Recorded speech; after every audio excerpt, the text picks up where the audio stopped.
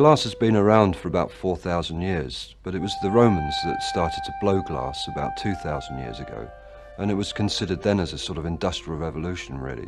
The material had never been worked in that way, and some of the forms that were created had never been seen on the earth before. And in fact, a lot of our modern forms and modern shapes come from those very early days of glass making. Bristol glass actually was fairly unique insofar as it's fairly down home. A very handmade glass. The lines were incredibly true, slightly wonky. You can see it's handmade. No one knows exactly when glass making was first done in Bristol. Certainly in the 15th century, glass was being made in England, but at that time the glassmakers used wood-fired furnaces, and so they worked in forested areas. And around here they were working in the Forest of Dean.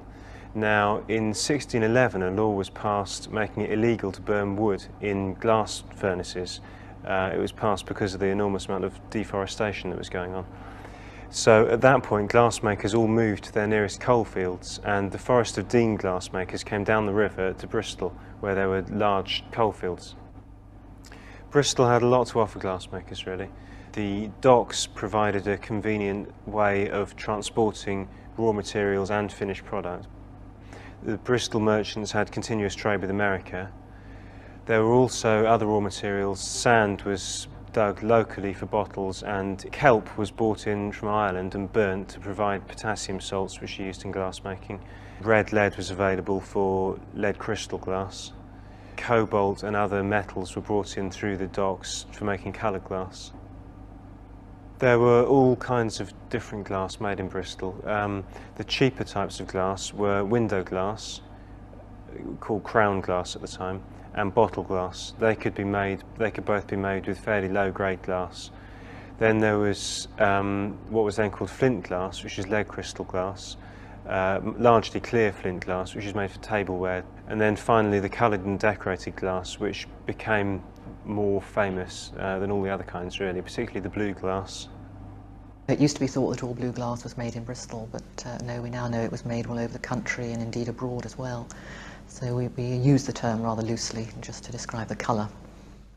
When you add colour into clear lead crystal, you're not really adding a colour as such, but introducing a trace element that interferes with the rays of light passing through it. Cobalt reflects all the other frequencies of the spectrum away from itself and only allows blue to pass through. If you were to put iron into the glass, then it would only allow green light to pass through. And if you put gold in with the glass, it makes a very beautiful ruby colour, which is why ruby glass is so expensive. We don't really know how popular Bristol blue was in the 18th century. It survives in relatively small amounts when compared with clear glass.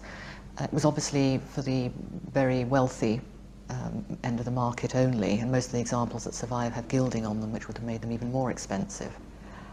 Blue glass tends to be found in a very limited range of items. The ones that survive are decanters, sauce bottles, finger bowls, wine glass rinsers, and a few plates which may have been stands for the finger bowls.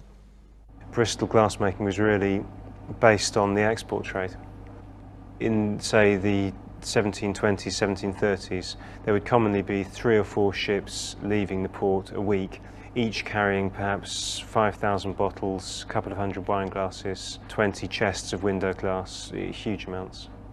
Towards the end of the 18th century, when the American colonists began to start their own glass houses, that was really the time when the Bristol glass industry began to die, because we no longer had access to this huge monopoly market in the Americas.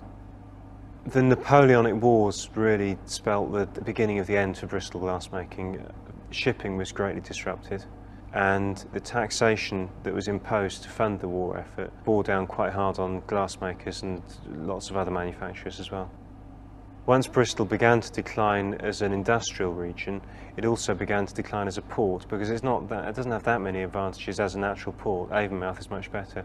And at that point, the port was very underfunded, and the combination of those factors led to a fairly widespread collapse in manufacturing and trade. Now, by about 1820 or 30, there was only one large glass-making company left, Powell's.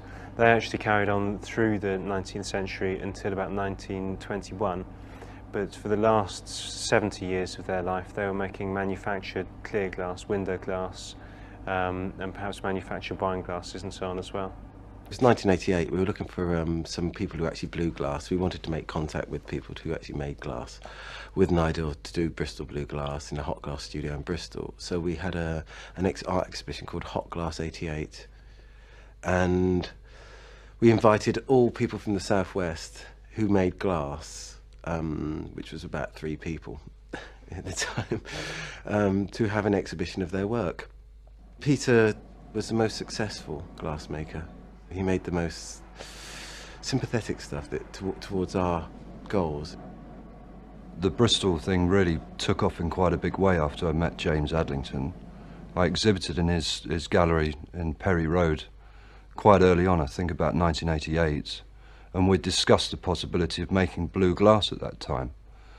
The problem with blue glass really is that I would have had to stain the whole furnace, which I wasn't prepared to do at first because I was working with clear lead crystal, and the last thing I wanted to do was completely stain my furnace dark blue. So it took me quite a while really to take that step forward to stain the whole thing blue. I did that, I guess, in 1989. I had to go through quite a lot of experimentation, adding very small quantities of cobalt oxide, and eventually came up with a very nice strong blue colour for Bristol, and started to make quite large quantities of it and sell it through Jim's gallery. I didn't know Peter very well at all then. I knew he had a campsite about half a mile from his house, so I pitched a tent on the campsite and gave him a call from the local pub, and he invited me over. I did some glass making with him. Then he went down the pub and left us to it. But from that moment on, I was sold. I was going to do it. I really wanted to come up to Bristol and try to recreate the industry.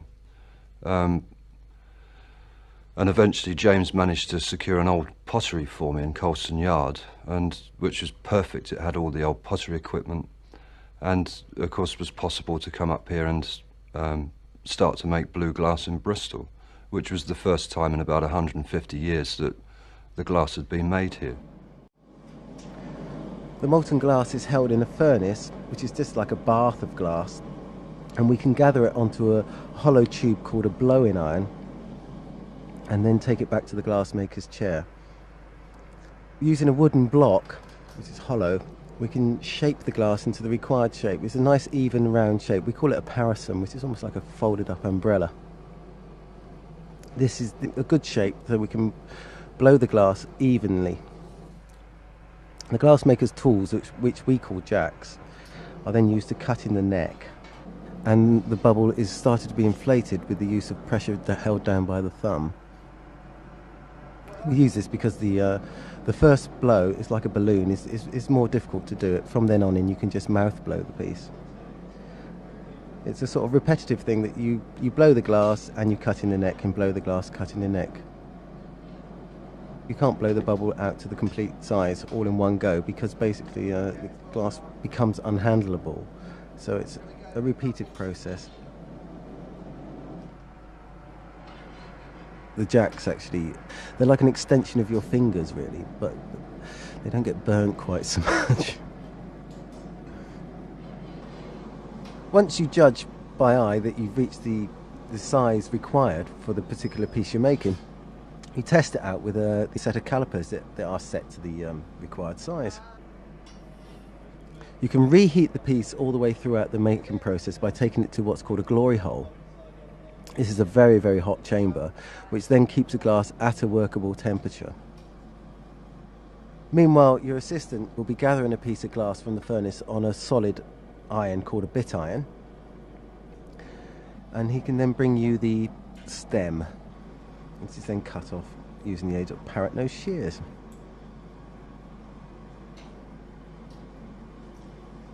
Using the back of the jacks, you can shape the piece and make sure it's on nice and centrally. We keep going back to the glory hole. It's to keep all the pieces actually at a good workable temperature, because if the glass gets too cold it tends to shatter and fall all over the floor. Jacks here are used to cut in and to make a decorative knop on the bowl. And the assistant is used here with a pad just to make sure we've got a nice flat edge. The assistant brings you a hot piece of glass straight from the furnace, which is then just dropped straight onto that knob. The foot is then sort of spread out with the use of a pair of apple boards, which you can sandwich the glass between and just basically squeeze it out into the shape of a foot. If you look at handmade glass, you can actually see the circular lines going around it. Now, to complete the piece, it has to be transferred onto another rod called a pontil, and this is made by the assistant and brought to the chair again, and it is attached to the bottom of the foot as centrally as possible, and then another board is used to straighten the foot out so it's actually running concentric with the rest of the bowl, so the piece will stand up straight. You can then break it off the blow-in iron using the jacks and a sharp tap. Once again we return to the glory hole to reheat the end that is now going to be on the rim of the bowl. As that is reheated, you can use the jacks, place them inside, and using a bit of lift and a bit of force you can open it up to the required shape. Before the early part of the 19th century, all wine glasses were made using this technique. This is probably quite a good replica of a glass that would have been used in sort of like ale houses and drinking houses. Although we work in clear glass, we also exactly the same method used on the Bristol blue glass. When Peter and I started, we made what we could make. We could make a small jug, we could make a small vase, we could make a paperweight. I think that was about it to start with. So we made those three things and basically flogged them as fast as we could make them. And as we worked harder and harder, we became better, and slowly the range developed, and it developed with our skill, and we ended up with some local lads that we were teaching. I mean, basically we were teaching the guys, we were half an hour ahead of the guys that we were teaching, like, you know, it was quite funny. I met somebody in Bristol, first off, before I met Jim in fact, who showed me some of their blue glass. So they've been working down here, they've been at college, and I was very impressed by it, and asked if I could see, because they were looking for people as well. So I went to meet Jim in a pub in Bristol, and he told me to turn up on the following Monday. I got in there and started to assist him. I found it quite daunting to start off with. I was afraid of getting burnt, and afraid of bumping into somebody and causing accidents and all that kind of stuff. But after a while, you just get used to how people move around the floor, and then there was a need for more glassmakers. So my assistant's sort of end of things would normally be a year or two, but it was about 6 months because of the need for new people to come up and take it on.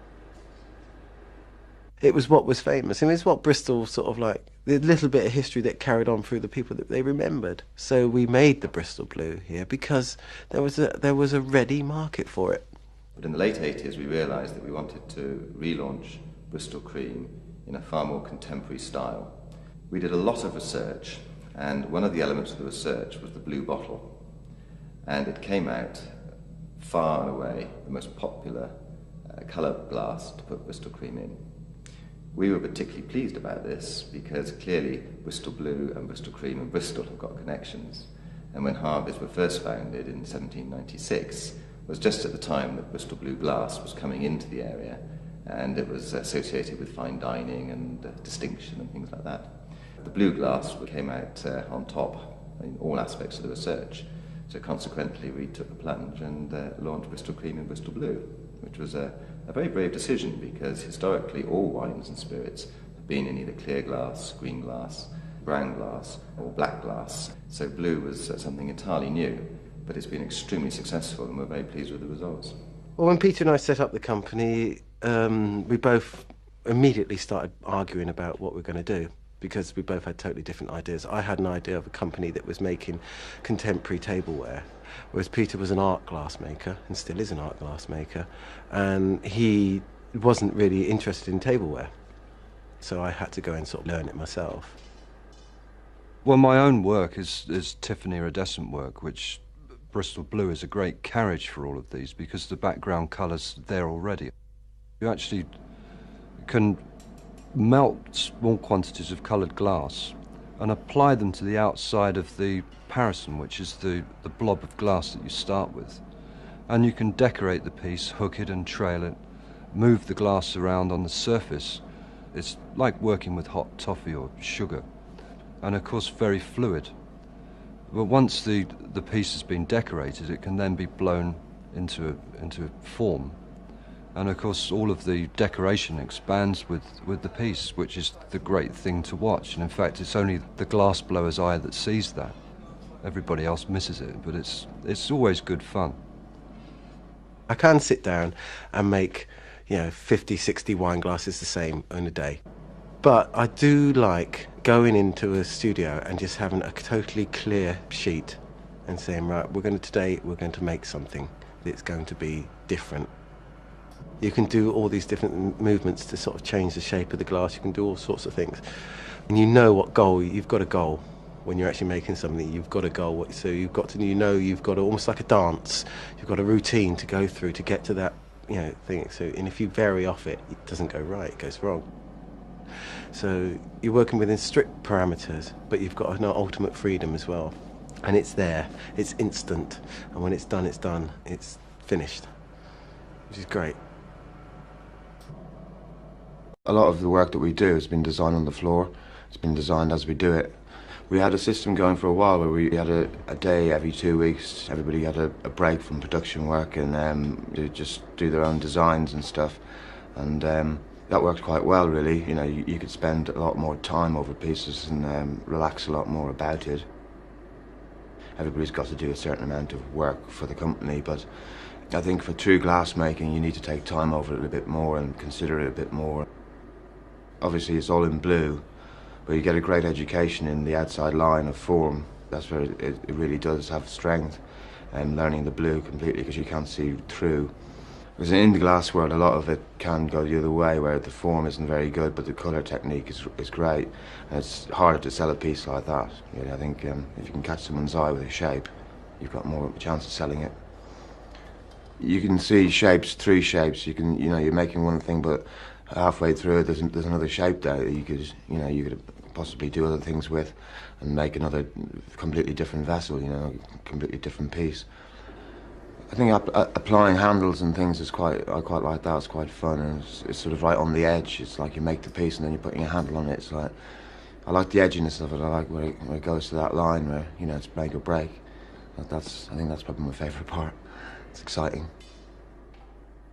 A couple of you might decide to work on a little bit and just have a mess around just to relax. Because even working all day in production work sometimes can be quite stressful. And so at the end of the day, it's brilliant just to have a bit of a play and just not actually think about making anything, just let the piece make itself. I'm a firm believer in glass making itself. The less you touch it, the better. Glass itself seems to want to form itself into a particular shape, and you just sort of help it along, really.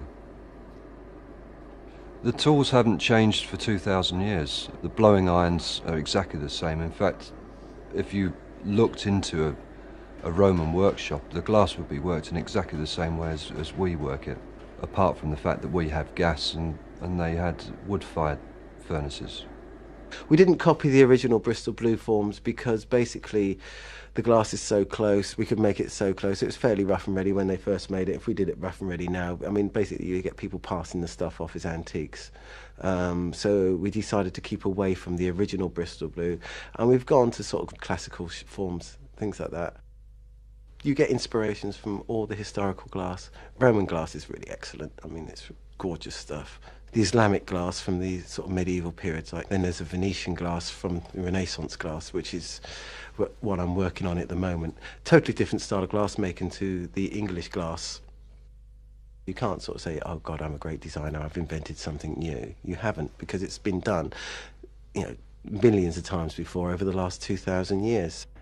The glassmakers worked in brick-built cones about 80 to 100 feet high, which had a large central furnace fed by air from underneath and fired on coal. There were archways all around the base of the cone. The reason they were built in the form of a cone was that once the furnaces were fired up, the upper brickwork would get tremendously hot and there'd be a huge updraft formed through the cone, and that updraft would enable them to get the furnaces up to the temperature they needed, 12 or 1300 degrees. The skyline of Bristol would have been dotted with these huge towers back in the 1750s. And in fact, there's a possibility of establishing a proper museum of glassmaking in Bristol, contained within one of the cone forms. Bristol City Council and the SS Great Britain approached us to put one of these up. Well, the museum would consist of a working environment where international glassblowers can come and show off their skills, where we can train people. 200 years ago, glass blowers were brought in from all over Europe, and I'd very much like to see all this happen again. It's not that it's a repetition of history, but I think the modern movement should be this centre of excellence in Bristol, where international glass blowers come to Bristol to show off their skills and exhibit their craft. The Bristol glass now is, I think it's quite sharp at the moment. So we've actually had sort of customers come and say to us, it's too sharp, it doesn't look handmade.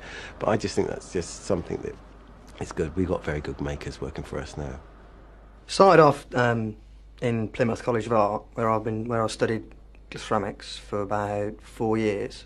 And at the end of that 4 years, we had a module on glass, and it sort of twigged and became really.